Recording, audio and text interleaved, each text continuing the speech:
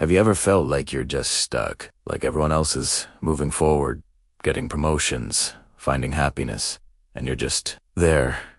You watch them pass you by, and you start to think, maybe I'm just unlucky. Maybe this is all I'm ever going to be. If that sounds familiar, I want to tell you a story that might just change everything for you. There was once a young boy who lived in a tiny, quiet village. He was convinced he had the worst luck in the world. He believed he was destined for failure, so he never really tried. He'd spent his days sighing, watching his friends leave for bigger cities and bigger dreams, while he stayed behind, trapped by his own gloomy thoughts. He'd tell anyone who would listen, "It's just my fate. I'm born to be ordinary." One sunny afternoon, as he was sitting by the river, feeling sorry for himself, an old, wise man sat down beside him. The old man listened patiently to the boy's complaints about his terrible luck and his worthless life. Without saying a word, the old man reached into his pocket and pulled out a smooth, gray stone. It looked completely ordinary, nothing special at all. He handed the stone to the boy and said, "I want you to do something for me. Take this stone to the village market. Your only job is to show it to people and ask them what they would pay for it. But listen carefully. No matter what they offer, do not sell Italiano. Just remember the price." The boy, a bit confused, but with nothing better to do, took the stone and headed to the bustling market. He showed it to a fruit seller, who glanced at it and offered a single apple in exchange. "It's just a rock," the seller shrugged. He then showed it to a weaver, who laughed and said he might trade a small piece of cloth for it, so his kids could play with it. No one offered more than a few pennies. The boy came back to the old man, feeling even more dejected. "See, I told you, even this stone is worthless, just like me." The old man smiled gently. "Don't be so sure. Tomorrow, I want you to take this same stone to the big city. Go to the busiest merchant street and do the exact same thing. Ask for its price, but do not sell it." The next day, the boy traveled to the city. The noise and energy were overwhelming. He found a ceramics merchant and showed him the stone. The merchant examined it closely. This is an interesting stone. I'll give you 100 silver coins for it." The boy's eyes widened in disbelief. 100 silver coins. He then took it to a fabric trader, who looked at it under a bright light and offered 500 silver coins. The boy was stunned. He couldn't believe this was the same rock that was barely worth an apple yesterday. He rushed back to the old man, his heart pounding with excitement. "You won't believe it. They offered hundreds of silver coins in the city. This stone is actually valuable." The old man's smile grew wider. "We're not done yet.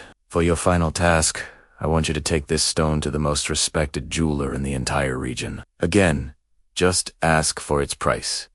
And no matter what, do not sell it." So the boy traveled to the jeweler's shop. It was a magnificent place, filled with sparkling gems and precious metals. With trembling hands, he presented the stone to the master jeweler. The jeweler, a man with decades of experience, took the stone and placed it on a soft velvet cloth. He pulled out a magnifying glass and examined it from every angle. His breath caught. He looked up at the boy, his eyes filled with awe. "Young man," he said, his voice hushed. "Where did you get this? This is not just a stone. This is a rare, uncut diamond of immense purity. It's one of the most valuable gems I have ever seen. It's worth more than I could possibly pay you. It's priceless." The boy was speechless. He couldn't move. Priceless.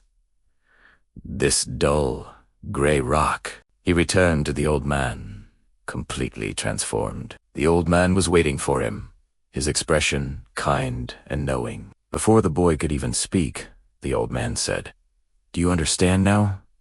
Your life is like this stone. In the small village, surrounded by people who didn't understand its value, it was considered worthless. In the city, where people had a bit more knowledge, its value increased.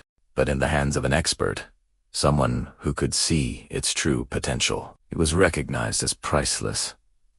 He looked the boy straight in the eyes. "You've been living in a small village in your mind, telling yourself you're worthless. You were in the wrong place, surrounded by the wrong mindset. But your value doesn't change based on who fails to see it. You are that diamond." You just need to find the right place, the right people, and most importantly, the right mindset to see your own worth. From that day on, everything changed. The boy stopped complaining about his fate. He realized his value wasn't determined by his village or his past, but by his own belief in himself. He started learning, working hard, and seeking out opportunities. He left his small village, not with sadness, but with purpose. He found his jeweler's shop, a place where his talents were appreciated and his hard work paid off. He went on to achieve incredible success, not because of luck, but because he finally understood his true worth. So, if you're feeling stuck, ask yourself, are you in the right market?